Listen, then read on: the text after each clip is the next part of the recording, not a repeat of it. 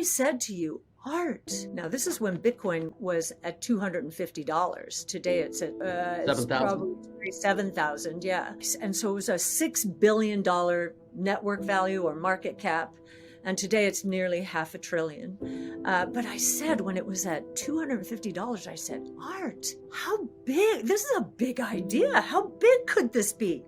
And your answer to me back then, 2015, was, well, how big is the US monetary base? And back then it was $4.5 trillion. I said, wow, this is a very big idea. And there were very few ways for us to put it into our portfolios. We needed to find GBTC. So I battle tested it personally as we were doing our homework and, just bought a lot because it was a very big idea. This is innovation at its best. What I would like to now pivot to is crypto. Yes. It was fascinating to me and to our analysts. So we have 3 analysts focused on crypto. And as this regional bank crisis came into full focus, it was fascinating to see Bitcoin and other crypto assets appreciate as regional bank stocks were imploding.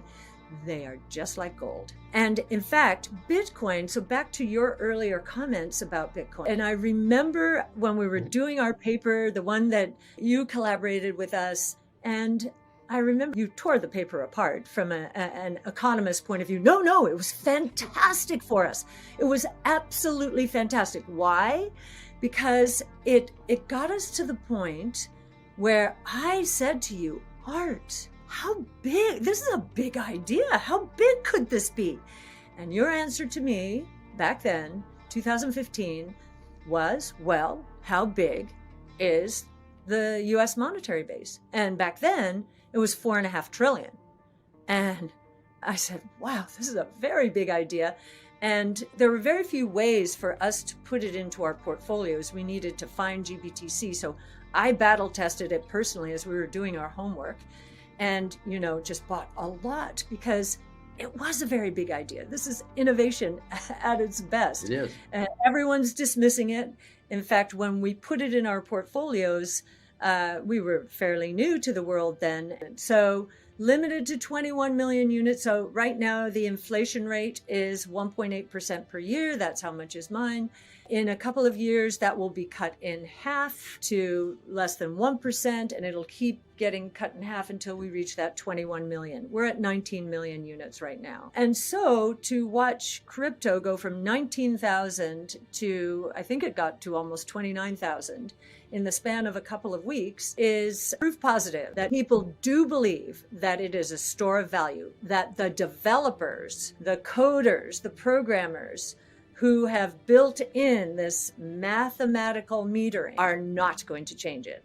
So it's a store, its playing one role of money. It's a store of value. There are others trying to leverage on top of the Bitcoin network and make it less expensive to use and faster. The reason what you're talking about is unlikely to happen very soon. Last year in May, an algorithmic stablecoin, so it was called Terra Luna, it imploded. It was promising 20% interest yields. And I think we did a podcast with Do Kwon, who headed it up. And we did a podcast with him.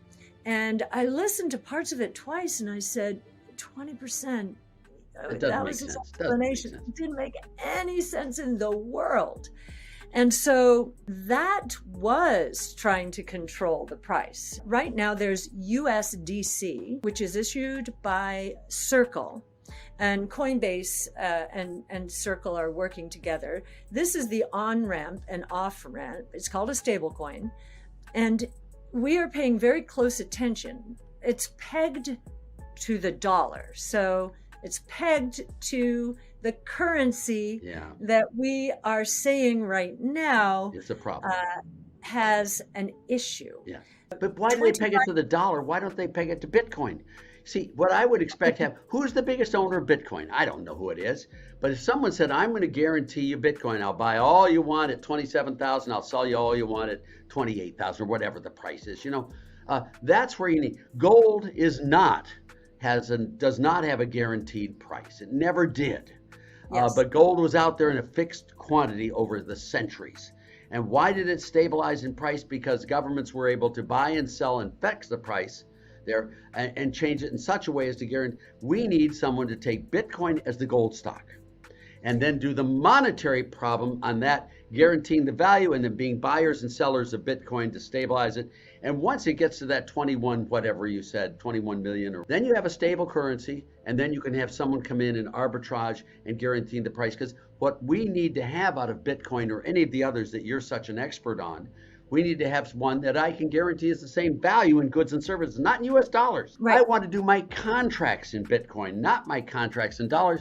I want to use Bitcoin to get away from using the dollar. If the global monetary systems right now, there will be a shift to more crypto from a store of value point of view, certainly. So what will happen then is the price of Bitcoin will go through the roof. And then, can you imagine?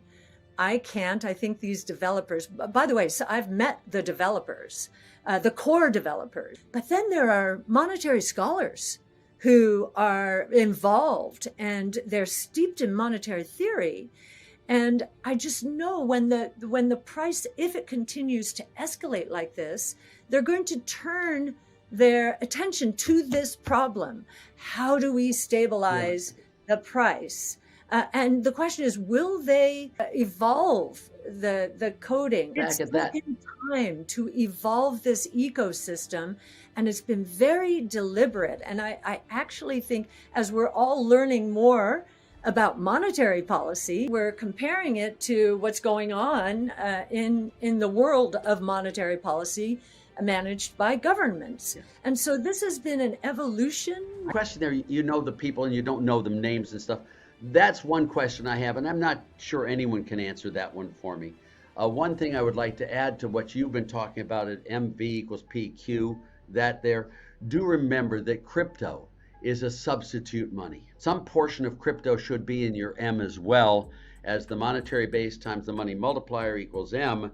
There is also a crypto in there. So when you look at a declining M2, you may not be seeing the declines you really believe you're seeing, because the alternative money substitutes are expanding much more rapidly, which is what you and I have always wanted. Yes, $1 trillion. That ecosystem is roughly $1 trillion globally. And that's all of it. Yeah, what you've got right now on the monetary base is you've got the monetary base is about $8.5 trillion. So you're getting to be a significant component of the monetary base. Absolutely. And so when you look at that, that's what you and I have always wanted to have happen, is take away the government money and either put in a gold standard, which I love, or put in a crypto standard, which has a rules-based model, which I also love. Both of those, I think, is what we dream of as being the future global currency. Yes, and I think it's going to happen. And I think part of what's going on right now, I don't know if you saw the president's annual economic report. It came out a couple of days ago. Yeah. And they went after crypto. Big time. Digital assets altogether. No, they saw no role for it. Well, it has to be somewhat threatening, right? Of course, they're terrified.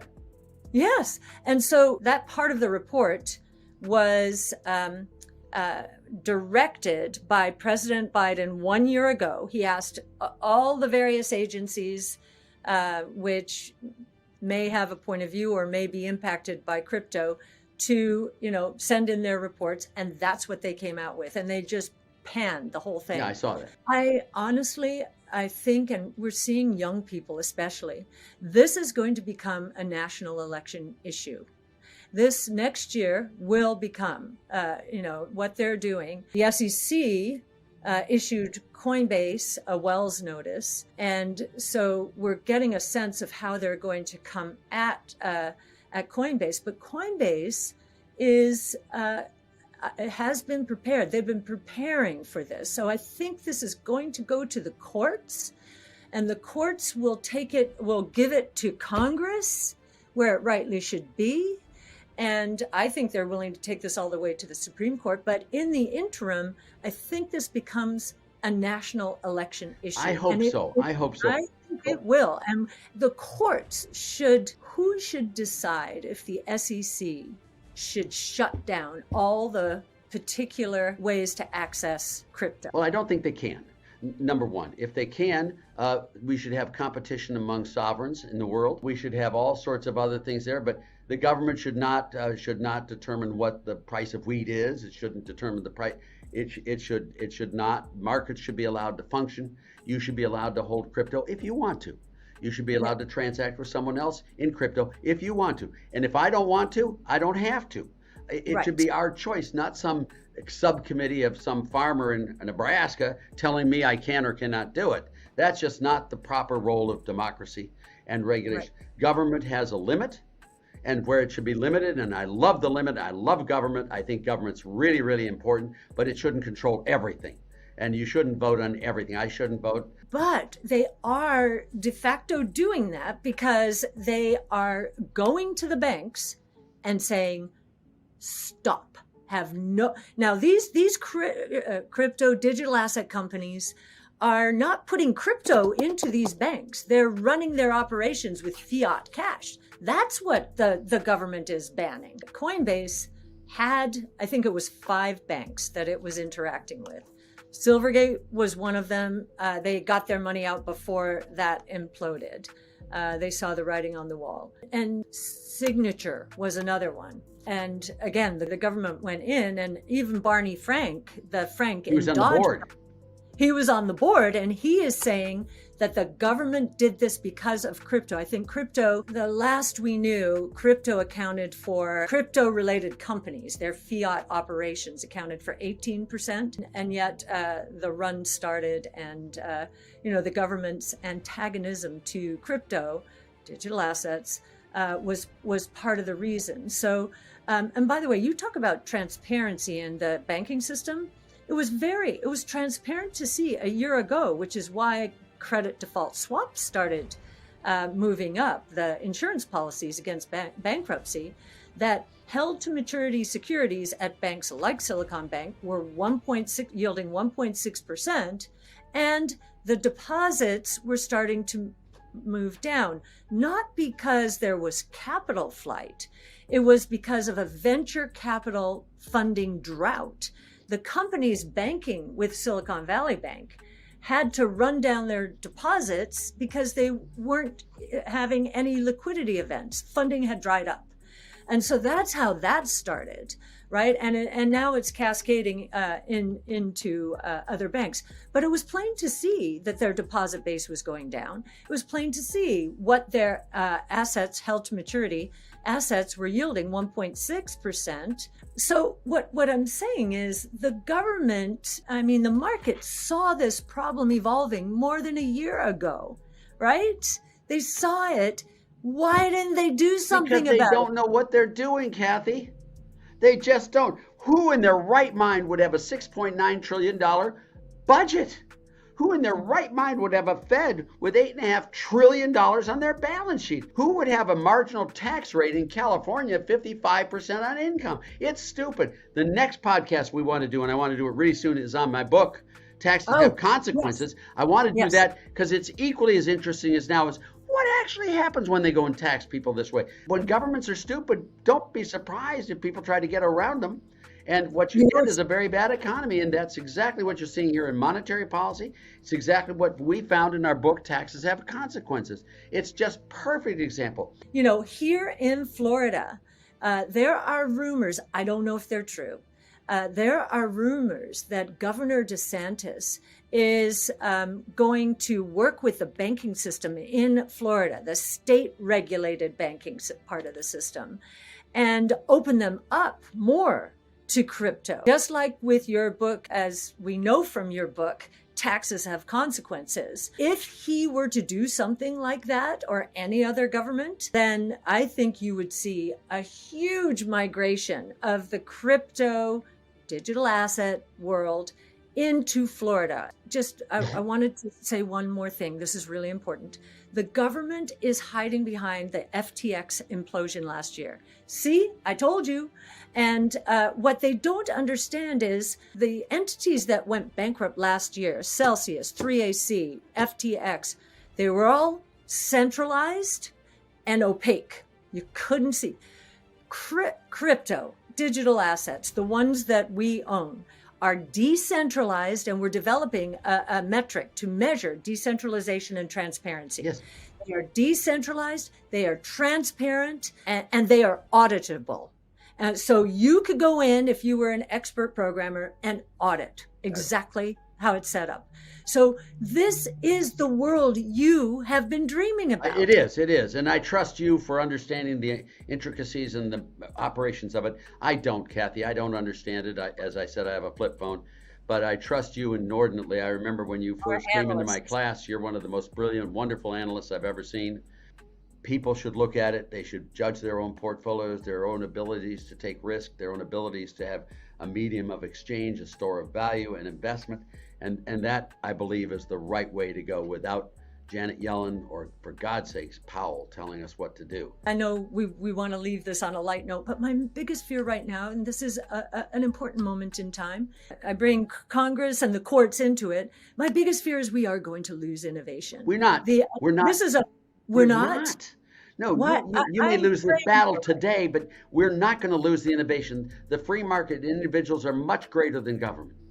They really are. You have done an amazing job of showing that, Cathie. Now, we may not win every battle, we may not win every time, but sooner or later, bad monies are disappear from the face of the earth and good monies are held. And as long as the Fed doesn't do a good job in maintaining the value of this money and the usefulness of it, and it's all dirigees controlling you, as long as they do that, we will ultimately win. Believe me when I tell you. And I don't know if it's Bitcoin. I don't know which one it is or how it is. You know that stuff better. But we will win.